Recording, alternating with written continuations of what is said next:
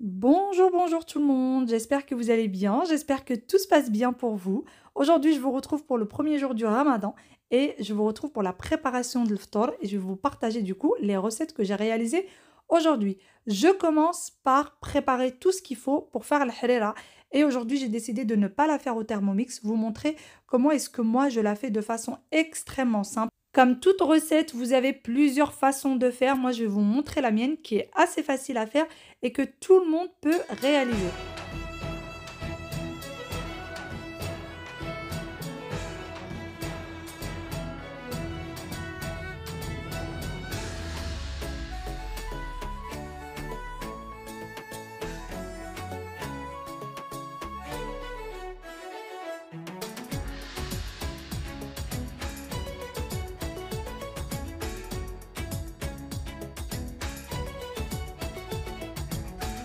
Je commence donc ma recette et pour ça, je prends une cocotte dans laquelle je vais venir mettre un filet d'huile d'olive. Une fois que celui-ci est un petit peu chaud, je vais rajouter un oignon que j'ai coupé en tout petits morceaux avec à peu près 2 grandes branches de céleri, pareil coupé en très petits morceaux, la viande, les pois chiches, les lentilles que j'ai fait tremper dans de l'eau, à peu près une dizaine de minutes, du sel, du poivre, de la cannelle et vous pouvez rajouter du paprika et du gingembre si vous voulez. Moi, dans la recette de l'halala, je n'en mets jamais. Ensuite, je couvre d'eau, je ferme ma cocotte, je mets à feu fort et j'attends que ça arrive à ébullition. C'est tout simplement ça. Une fois que ça sera arrivé à ébullition, je vais baisser et je vais laisser cuire une demi-heure pour que les pois chiches soient bien cuits avant de continuer ma recette. Pour ce qui est, si jamais vous utilisez des pois chiches en boîte, vous n'avez pas besoin de laisser cuire autant et vous n'avez pas besoin de cocotte non plus. Pendant ce temps-là, je suis en train de préparer une farce pour des petits pains. Et pour ça, j'ai pris un tout petit peu de viande de ce que j'ai utilisé pour le halala et que j'ai coupé en tout petits morceaux. J'ai une carotte que je vais venir comme ceci avec la mandoline mettre en lamelles très fines et je fais exactement la même chose avec une courgette. Ensuite, je vais aussi couper l'oignon en fines lamelles et je vais écraser l'ail.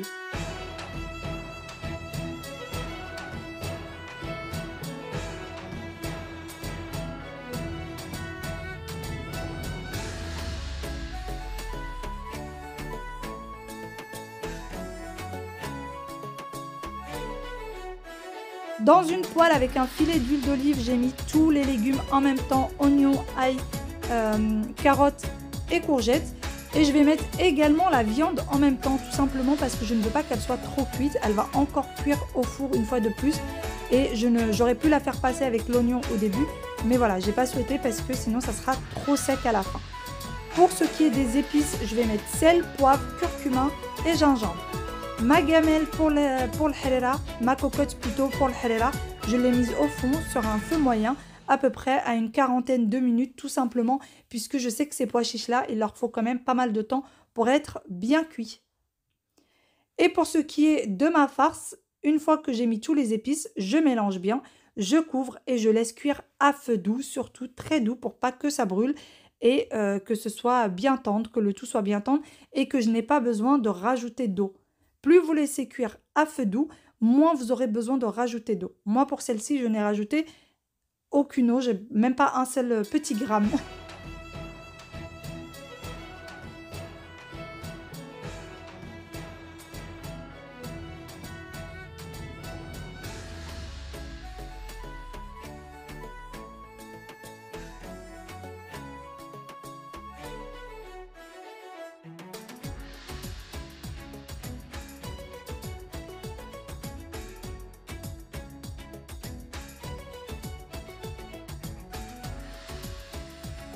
Je passe ensuite au Thermomix dans lequel je vais venir mettre 110 grammes d'eau. Je vais faire de la pâte à pizza, mais moi je vais l'utiliser pour faire des petits pains. J'ai besoin également de levure fraîche. Je vais utiliser 10 grammes de levure fraîche.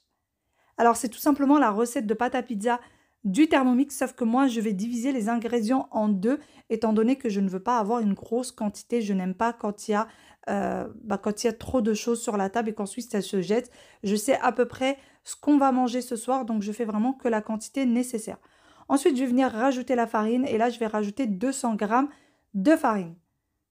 Donc tout au début, j'ai mis juste l'eau et la levure, ça a bien mélangé. Ensuite, je rajoute mes 200 g de farine.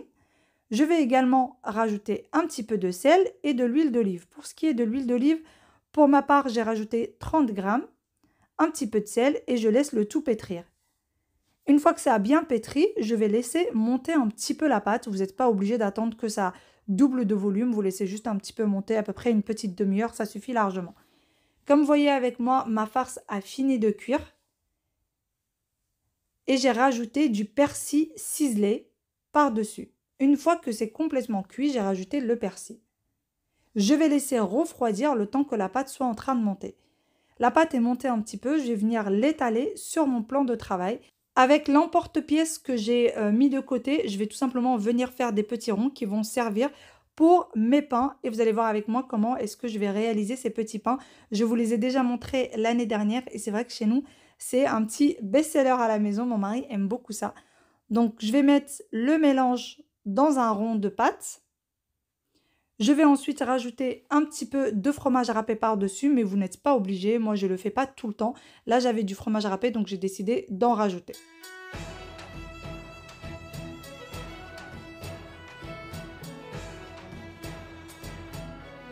J'ai badigeonné le reste de la pâte avec un tout petit peu d'harissa pour donner un petit peu de goût, mais si vous aimez l'harissa, n'hésitez pas à en rajouter un peu plus.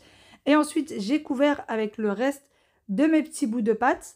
Et je vais venir appuyer sur les côtés avec une fourchette par la suite pour que mes petits pains ne s'ouvrent pas. Moi, je fais toujours les pains de cette manière-là, comme ça je n'ai pas trop de pâte à l'intérieur et qu'on ressente bien la matière. J'aurais pu tout simplement mettre la pâte en rond, etc. Mais je n'aime pas parce que sinon après il y a trop de mie et je n'aime pas du tout ça. Ensuite, j'ai badigeonné avec du jaune d'œuf, direction le four à 180 degrés. Plus ou moins 30 à 40 minutes pour que ce soit bien cuit. Ensuite, je repasse à ma soupe. Donc, les pois chiches ont bien cuit. Je vais venir rajouter un coulis de tomates ou sinon, vous pouvez prendre des tomates fraîches que vous venez presser. Moi, je voulais vraiment vous montrer la façon la plus facile si jamais vous n'avez pas l'habitude de faire le halala. Donc, j'ai décidé de vous faire la façon la plus simple possible. Et ensuite, je vais rajouter du persil et de la coriandre fraîche ciselée et ensuite hachée, que ce soit le plus finement possible. Je mélange bien le tout. Et je continue à laisser cuire un petit peu. Pendant ce temps-là, je vais aller préparer un liant, puisque le halala, il lui faut du liant. Donc pour ça, j'ai mis de la farine, de l'eau et je vais venir mixer les deux. Et en fait, le Thermomix va tout simplement me servir de mixeur. Entre-temps, le four avait fini de chauffer. Je vais venir mettre mes petits pains au four. Et il faut... Alors moi, je mets toujours ça en mode pain pour que ce soit bien cuit en dessous, que ce soit bien doré. Et ensuite, je vais venir rajouter tout simplement le liant à ma soupe tout en continuant à remuer parce que si vous ne continuez pas à remuer, ça risque de devenir pâteux, de faire des boules de pâte, etc. Entre-temps, j'ai d'ailleurs aussi rajouté de l'eau à ma soupe puisque quand j'ai ouvert ma cocotte, eh bien sûr, l'eau avait énormément diminué. Donc, j'avais rajouté plus de 1 litre, 1,5 litre d'eau et j'ai laissé bouillir. Une fois que ça a bien bouilli, j'ai rajouté du coup mon liant, j'ai bien mélangé et je vais venir ensuite rajouter de la vermicelle ou des cheveux d'ange. C'est plus des cheveux d'ange. Je vais rajouter à peu près 2 poignées et je continue à bien remuer. Donc je vais laisser cuire, il faut que la farine et la vermicelle continuent de cuire à peu près une demi-heure tout en remuant très régulièrement pour ne pas que ça devienne pâteux. Plus vous rajouterez un liant avec de la farine, plus vous allez avoir une soupe qui sera épaisse. Moins vous en rajoutez et moins vous aurez une soupe épaisse, c'est comme vous le souhaitez. Moi, je vous conseille de faire ça petit à petit pour ne pas avoir quelque chose de très épais. Ensuite, j'ai repris une casserole dans laquelle j'ai mis un filet d'huile d'olive, un oignon et je vais laisser l'oignon devenir un petit peu translucide. On était à la limite de la catastrophe et ensuite, je rajoute de la viande hachée, du persil frais, du persil ciselé, pardon. Et ensuite, je mélange bien le tout. Alors, je ne laisse pas cuire à fond puisque la viande hachée cuit très vite et elle va cuire encore une fois au four. J'ai mis du sel, du poivre, du curcuma et de la gingembre. et du gingembre, pardon, un œuf, je mélange bien le tout, je rajoute du fromage râpé. Tout ça m'a pris à peu près une dizaine de minutes. Pour la viande hachée, ça suffit largement, il ne faut pas qu'elle soit trop cuite. Bon, je vous retrouve que maintenant, de vive voix. Depuis tout à l'heure, je suis dans les préparations. J'ai pas commencé très tôt aujourd'hui, j'ai commencé, il devait être quasiment 15h30, quelque chose comme ça. J'ai eu pas mal de petites choses à faire ce matin, j'ai aussi passé un petit peu de temps avec les enfants. Et du coup, comme vous l'avez vu, le halala, elle est en train de cuire tranquillement. Les petits pains ont quasiment terminé de cuire et il suffit juste de confectionner les briques. Je vais peut-être faire une petite salade de fruits également, des petites choses comme ça, mais je pense que ça sera tout pour aujourd'hui. Je vais voir. En tout cas, j'ai encore le temps, si jamais j'ai une petite idée comme ça, j'ai encore le temps de la faire. Je me suis dit des feuilletés, mais des feuilletés à quoi? Des feuilletés thon, j'ai pas trop envie. Il y a déjà de la viande hachée, de la viande, plus du thon, je sais pas forcément envie. Sinon là, je suis qu'avec ma petite Yaya, qui est encore un petit peu malade, donc elle n'est pas sortie. Et mon mari s'est bien reposé depuis ce matin, parce que lui, il est du genre migraineux, des grosses migraines. Donc les premiers jours du ramadan sont toujours très difficiles, il lui faut beaucoup de repos. Et ça tombait trop bien cette année, parce que vu que ça tombe samedi, là, le samedi dimanche, pour vraiment en profiter, pour commencer tranquillement. Et là, il est sorti avec Wael faire une petite course, récupérer un colis qu'on lui a envoyé. Et puis voilà, il va revenir. Ma belle-sœur est partie, pareil, elle avait un petit quelque chose à faire, elle va pas tarder à revenir. Et moi, je vais pouvoir me poser avant l'heure du ftar. Alors, je sais pas pour vous, dites-moi comment vous vous organisez. Mais moi, les autres années, très souvent, quasiment, j'ai même envie de dire quasiment 99% du temps, quand c'est l'heure du ftar, je suis encore en cuisine. Je suis encore en train de courir, je suis encore en train de faire des trucs à droite, à gauche et tout. Et cette année, j'ai décidé de toujours commencer bientôt, comme ça, de me poser avant de manger. Mais vraiment, c'est-à-dire que même la petite assiette de gâteau, je la prépare, je la filme, je la pose. Après, il n'y a plus qu'à retirer le film et la poser. Les assiettes où il y a les dates, pareil, les préparer déjà à l'avance. Les verres, les assiettes, tout préparé, il n'y a plus qu'à poser la table en fait. Et j'ai vraiment décidé de faire comme ça me fera gagner énormément de temps. Et c'est pas pour me déplaire. Et surtout, je ne serai pas en train de courir tout le temps. D'ailleurs, les petits pains, ça y est, ont fini de cuire. Je vais pouvoir mettre les briques ou les bréouettes au four. Je ne sais pas si je l'ai fait en forme de bréouette ou je l'ai fait en forme de briques, très facile. Je vous les ai déjà montrés à plusieurs fois les autres années. Mais peut-être pour les personnes qui ne l'avaient jamais vu et qui aiment les briques à la viande hachée. Il faut savoir que les briques à la viande hachée, j'aurais pu rajouter de la pomme de terre. Là, j'ai pas voulu rajouter de la pomme de terre. Je voulais vraiment laisser vraiment le goût de la viande hachée comme ça. Et je vais vous montrer une façon en fait du pliage très facile que tout le monde peut réussir. Donc je vais vous montrer ça tout de suite pour pouvoir mettre le tout au four. Bon, la halala, comme vous voyez, elle est toujours en train de cuire. J'ai mis ça à feu vraiment doux. Mais bon, ça y est, je pense que là, il n'y a plus besoin. Je vais éteindre. Et je vais la couvrir et je vais m'occuper du coup de la farce. Hop, je vais couvrir pour que ça reste chaud. Et pour ce qui est de la farce, pour les briques, je vais rajouter un tout petit peu d'harissa. Mais vraiment, juste le goût. C'est juste le goût de l'harissa, pas le goût du piquant. Voilà, si je peux dire. Pour les pommes de terre que je vous ai dit, en fait, j'aurais pu faire cuire une pomme de terre à l'eau. Et ensuite l'écraser et la mélanger avec la viande hachée. Vous pouvez faire ça. Quand vous faites au thon, pareil, vous faites cuire une pomme de terre. Moi là, j'ai décidé de le faire sans. Vraiment, je voulais absolument le goût de la viande hachée comme ça. Et je sais qu'à la maison, ils aiment beaucoup le goût de la viande hachée. Donc j'ai décidé de la laisser nature comme ça. Je ne sais pas si je rajoute encore un tout petit peu. J'ai trop peur que ça soit piquant. En fait, je rajoute, mais j'ose pas parce que j'ai vraiment peur que ce soit piquant. Hop. Ça devrait le faire. Je vais juste aller faire fondre du beurre pour pouvoir badigeonner en fait les briques pour qu'elles soient bien croustillantes. Voilà. Bon, je viens de sortir du coup les feuilles de briques. C'est celle-ci que moi j'ai prise. Bon, j'ai un petit lapin d'Aya. Elle veut que j'aide elle est en plein loisir créatif. Alors, je sors toutes les feuilles de briques et ensuite je viens les couper en deux. Voilà. Je viens couper toutes les... Tu m'as ramené quoi? La queue. La queue carrément. Et là, comment je vais faire, chérie? Oh là là. Faut que je m'occupe de faire à manger et en même temps que je m'occupe de petite Yaya. Tu sais, tu laisses comme ça et tu attends que ça sèche. Mais la queue, on la met où la queue? On la met là, devant?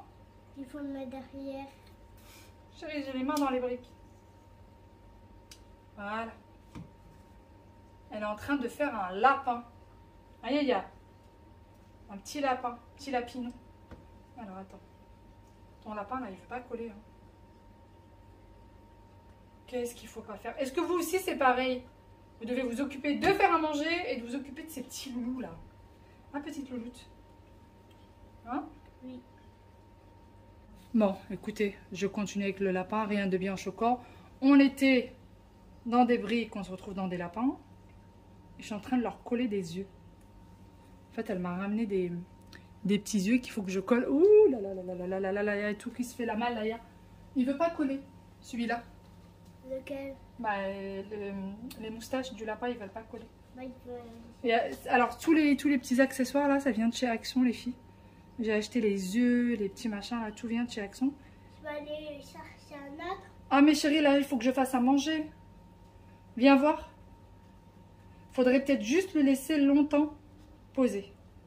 Juste ne pas le toucher pendant longtemps, d'accord? Regarde. Petit lapin de hier. Tiens. Ah, il est bizarre. Il est bizarre ton lapin? Oui, mais c'est pour toi, tu peux le garder. Oh, merci Aya. C'est pour moi, c'est très gentil. Bon, on va se laver les mains. Bon, ça y est, de retour sans lapin. Et du coup, comme je disais, il faut venir couper la pâte en deux. Et après, le confectionnage sera beaucoup plus simple. Et pour ceux qui me disent comment est-ce que je conserve la pâte, la feuille de brique, pardon, très facilement et sans qu'elle sèche, et bien tout simplement en fait en refermant le sachet. Donc moi, bien sûr ça je ne vais pas l'utiliser, je vais le remettre directement à l'intérieur. Et en fait quand je ferme, vu que quand... Là je ne vais pas en utiliser 10, à mon avis je vais utiliser que la moitié. Ensuite je vais tout remettre à l'intérieur et je vais fermer comme ceci. Et je mets un peu d'adhésif, je mets un peu de scotch et je ferme comme ça. Et ça tient très bien. Votre feuille de brique ne bougera pas. Et d'ailleurs, sur l'arrière, vous avez plusieurs façons de faire les feuilles de brique. Là, vous avez les tout petits triangles, là les plus grands, etc. Je vais vous en montrer une qui est très facile.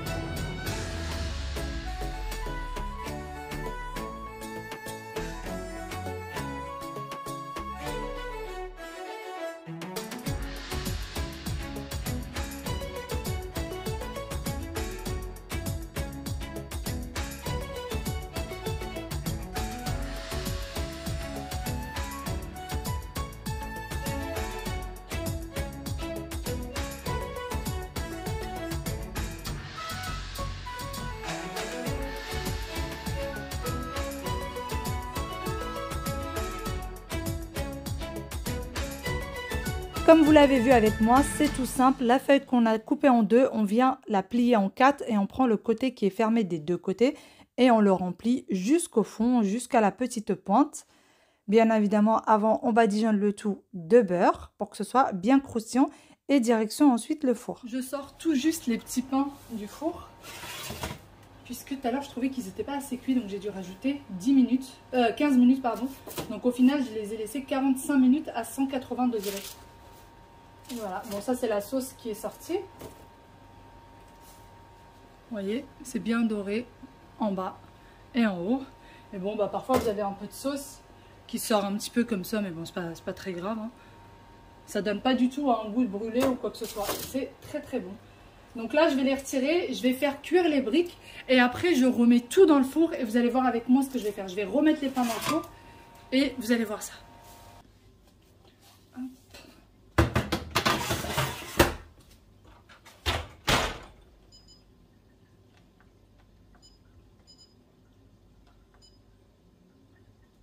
Bon, ça y est, mes briques sont terminées. Je vais remettre les pains qui ont cuit tout à l'heure.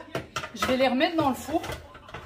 Puisqu'en attendant, pour le moment, je ne vais pas poser la table. Je vous montre juste du coup les briques, ce que ça donne quand c'est cuit. D'ailleurs, pour les briques, je ne vous ai pas montré tout à l'heure, mais j'ai mis des petites pinces comme ça pour éviter en fait que la brique s'ouvre. Vous pouvez les retrouver très facilement chez Babou, etc. Enfin des petites pinces comme ça.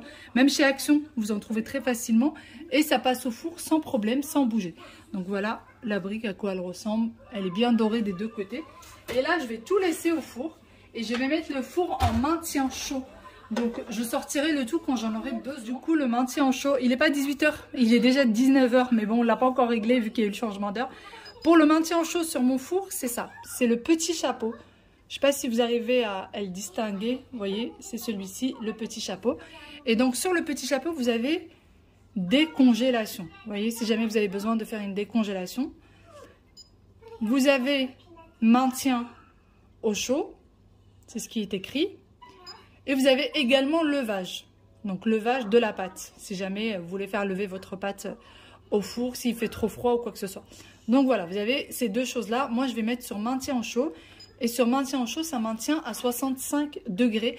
Vous ne pouvez pas baisser. Hein, la température, vous ne pouvez pas la baisser. Et donc là, je vais mettre, je ne sais pas, 2 heures. Allez, on va mettre 2 heures. Puisqu'on va manger que dans 1h30, il me semble. C'est 20 h 30 ici pour manger.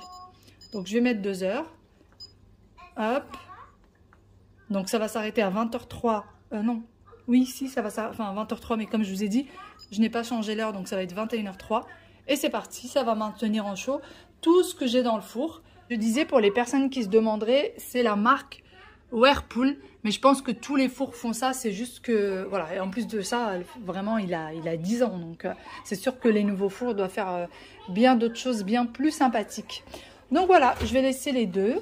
Les petits pains qui étaient encore un peu tièdes, donc je vais les laisser là. Et quand je vais tout sortir, ça va être comme si je venais tout juste de les faire. C'est parfait.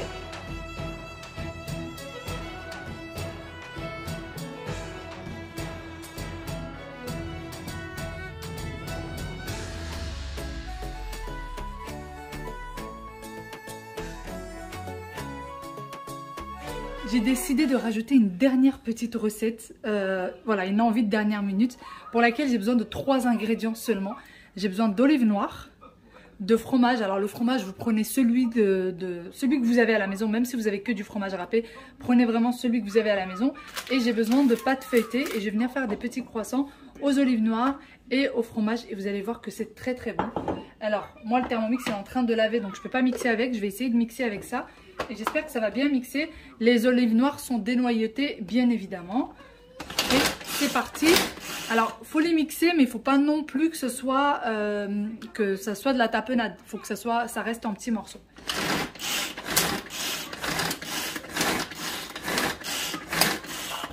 Hop. Voilà, ça ressemble, alors bah oui c'est des olives noires, ça se voit pas trop, mais ça reste en petits morceaux comme ça. Voilà, ça reste en petits morceaux comme ça. Faut pas que ça devienne de la tapenade. Donc là c'est très bien. J'ai l'impression qu'il y en a quelques-unes qui se sont pas bien hachées, mais bon c'est pas grave. Je vais tout mettre là-dedans. Alors il faut savoir que nous on fait pas de dîner. On mange que ça, on mange que ce que vous avez vu que j'ai préparé aujourd'hui. Et c'est tout jusqu'à demain. Donc voilà, il y a des fois je me dis c'est peut-être un petit peu trop peu pour tenir une journée entière. Donc je rajoute des petites choses quand vraiment j'ai l'impression que ça va pas faire beaucoup.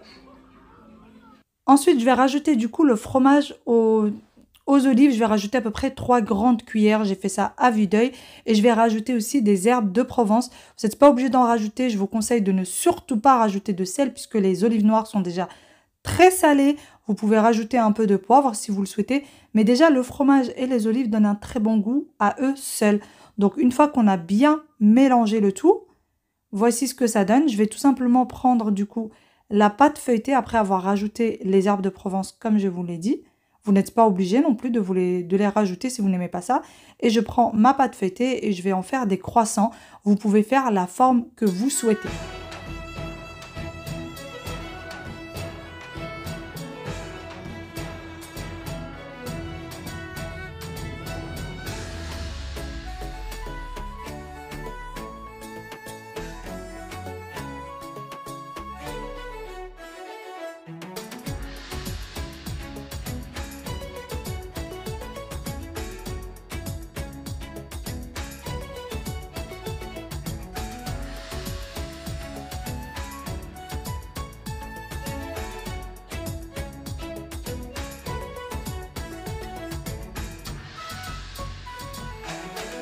Après avoir fini les croissants, je les badigeonne de jaune d'œuf. Et ensuite, je vais tout simplement saupoudrer un tout petit peu d'herbe de Provence par-dessus pour faire une petite déco. Et je passe directement après pour faire le jus d'orange frais, puisqu'il fallait absolument se dépêcher pour passer à table.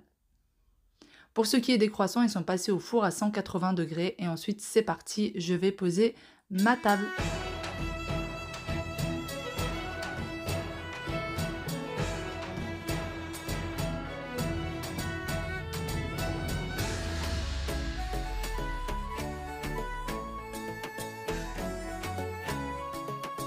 Et voici le résultat final. J'espère vraiment que les recettes vous auront donné quelques idées. Pour le halala, vraiment, elle était très bonne. Et la recette, je ne pouvais pas faire plus facile pour que ce soit vraiment très accessible pour tout le monde. Les petits pains, les croissants, etc. c'était aussi très bon. Et comme vous l'avez vu avec moi, c'est très très facile à réaliser. J'espère vraiment que vous allez réussir à reproduire les recettes si vous le souhaitez. N'hésitez pas à m'envoyer des petites photos sur Instagram. Et pour ce qui est de la table, c'est très simple. D'ailleurs, je fais toujours les quantités, des quantités juste ce qu'il faut pour pas que ça reste au lendemain, étant donné que nous, on n'aime pas tellement quand c'est du réchauffé pendant le ramadan. Donc j'essaie toujours de faire des petites quantités pour pouvoir faire quelque chose de frais le lendemain et surtout refaire des choses nouvelles pour que ça donne envie de manger. J'ai également posé des fruits, des figues séchées. J'ai également posé des dattes, bien sûr, le lait, le jus d'orange frais.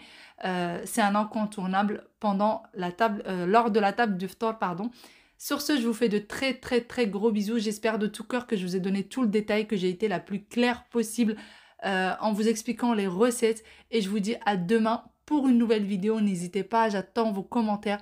Dites-moi ce que vous en avez pensé. Dites-moi ce que vous avez préparé. Si vous avez des idées à me donner, je suis preneuse. Allez, à bientôt dans une nouvelle vidéo. Ciao, ciao!